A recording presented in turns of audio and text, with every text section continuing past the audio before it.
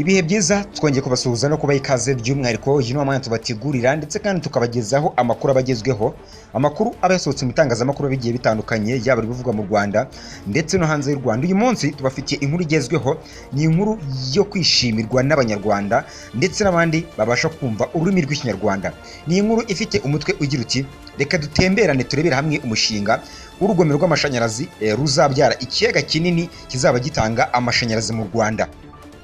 Mu myaka 2 ndetse n'amezi make ari imbere, u Rwanda ruzaba rwungutse ikiyaga cya 41. Iki kiyaga rero kikazaba ari ikiyaga cya 4 mu bunini mu gihugu cyacu cy'u Rwanda, nyuma y'ikiyaga cya Kivu, Burera ndetse n'ikiyaga cya Ruhondo. Murumva ko ari ikiyaga kizaba ari kinini cyane. Iki ngiki akaba ari ikiyaga cyubatswe mu buryo bwo kukibyazamo amashanyarazi agiye atandukanye azakwirakwizwa mu gihugu hose.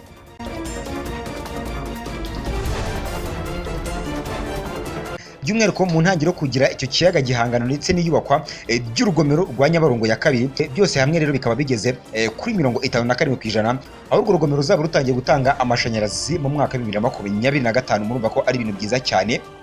Urwo rugomero rukaba ruri kubakwa na sosiyete y'Abashinwa yitwa Sino Hydro Corporation Company. Urwo rugomero rukaba ruherereye hagati y'akarere ka Kamonyi mu murenge wa Ngamba ndetse no mu karere ka Gakenke mu murenge wa Muhondo. By'umwihariko rwo kubaka runo rugomero ni igice cya mbere cy'umushinga mugari kiswe Nyabarongo ya kabiri Multipurpose Development Project. Byose bikaba bizashamikira ku mazi y'urwo rugomero. Icyo kiyaga kandi kikazaba gituruka hagati y'uturere tugiye dutandukanye, yaba akarere ka Kamonyi ndetse n'akarere ka Gakenke, kigakomereza i Muhanga, Ngororero, by'umwihariko kikazagakira mu mirenge ya Shyira ndetse na Vunga mu karere ka Nyabihu. Iki ngiki ni ikiyaga kizaba gifite ibirometero 57 uvuye rero ahari kubakwa urugomero kugeza mu karere ka Nyabihu, ndetse kandi ubuhagarike bwacyo akaba ari metero 59 uvuye hasi mu bujyakuzimu, ndetse na metero kibe miliyoni 403 z'amazi.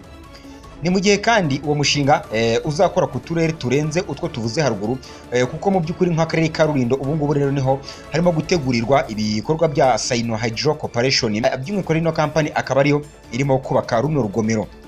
Ni mu gihe kandi akarere ka Nyarugenge nako kazaturukamo umuhanda wa kaburimbo werekeza kuri urwo rugomero rw'amashanyarazi uturutse mu Nzove.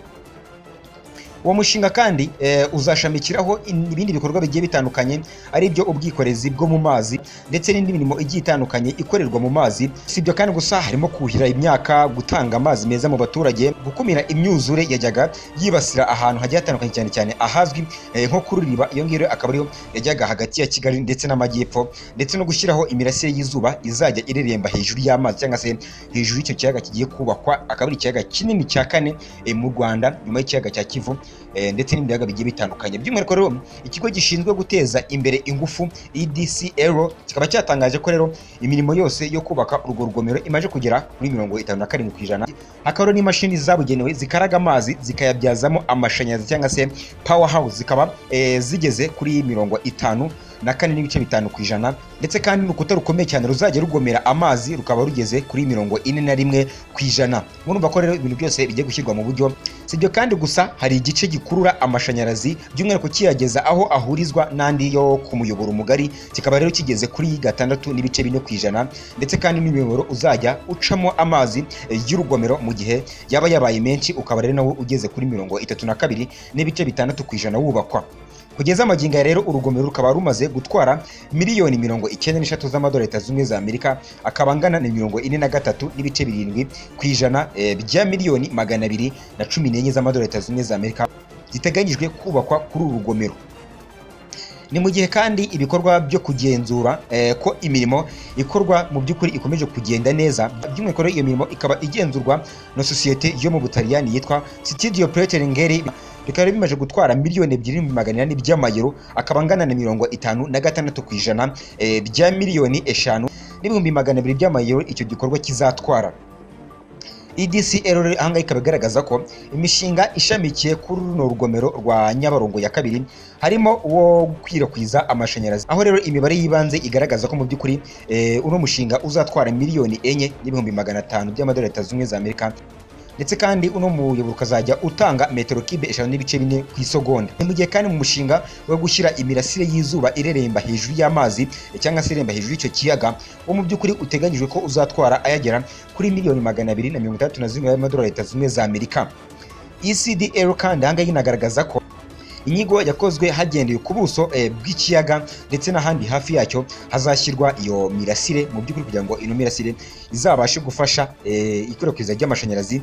Ibyo ngibyo bikaba bizatuma uwo mushinga utangira utanga megawati 200 z'amashanyarazi, ndetse kandi hakazajya hanabikwa umuriro wakoreshwa by'umwihariko mu masaha 4 mu gihe izuba ryaba ritarimo kuva mu masaha y'ijoro. Umukozi rero wa EDCL ushinzwe ishyirwa mu bikorwa by'amashanyarazi yo kubaka urwo rugomero, Mushuti Aniseti, ahangaha akaba yavuze ko rero uno mushinga umaze guha akazi abaturage bagera kuri 560, ndetse kandi bakaba bazakomeza kwiyongera kugira ngo bakomeze gukora akazi muri urwo rugomero. Sibyo kandi gusanga yanagaragaje ko kandi imirimo y'ingenzi yo kubyaza amashanyarazi cy'u Rwanda gishinzwe ingufu muri uyu mwaka ikaba igaragaza ko mu by'ukuri inganda zitunganya amashanyarazi mu Rwanda zigeze ku bushobozi bwa megawati 406.4, ndetse kandi ko mu by'ukuri intego ari uko mu mwaka 2029 abaturage bose bazaba bagerwaho n'amashanyarazi, bakazaba rero bamaze kugera ku kigero cya 46% ku baturage bafite amashanyarazi uyu munsi.